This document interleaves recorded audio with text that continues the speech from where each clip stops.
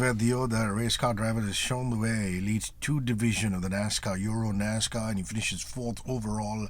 It's been a struggle, but he's done it. More conversation. This is Good Morning Mumbai with Hrishi K. The challenges of actually getting on the racetrack now. We've talked about all the surround sound, but the race itself. What's the format? How difficult is it?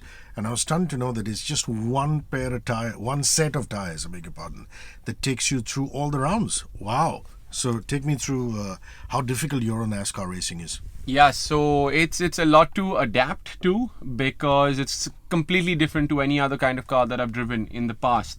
So like I said, we use a 5.7 litre V8 big block American engine restricted to about 430 horsepower. And the format is, of course, you've got your practice on Thursday, Friday. You've got qualifying on Saturday morning, which is in a way similar to what Formula One used to be. And because you've got your Super Pole and Pole.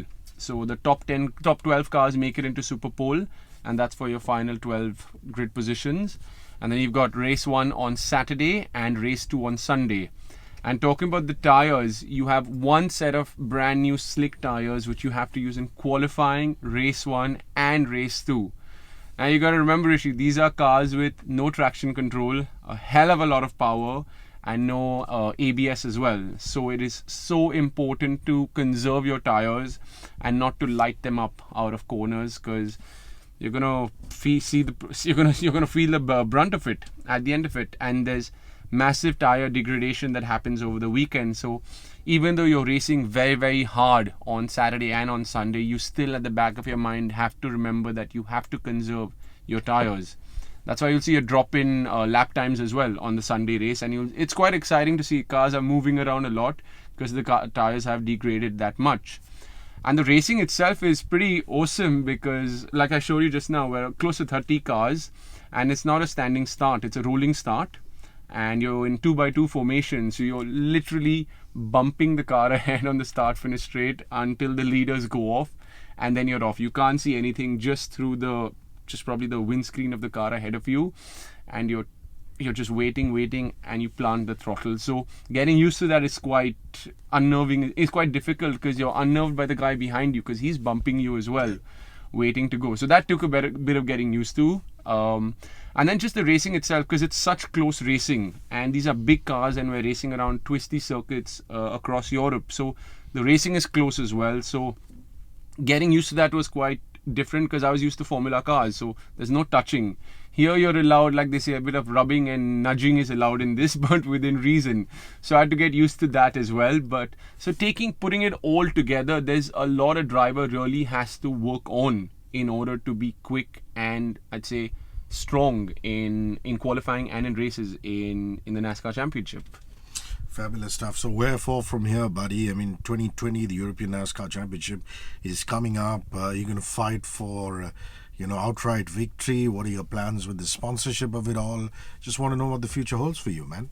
Yeah, so I think I'm ready. I believe I can win this championship next year. I mean, this year, we're already in 2020. And I think the most important, I've got the team ready. I want to drive with Cal Racing, which is a championship winning outfit, which I competed in for the latter half of the season last year. Main thing is I want to get the budget in place, so at least, and I have testing and everything in order. I've worked really, really hard and funded it on my own and just put in everything I had last year to race. And honestly, it gave me newfound belief that anything is possible. You have something, just absolutely go for it.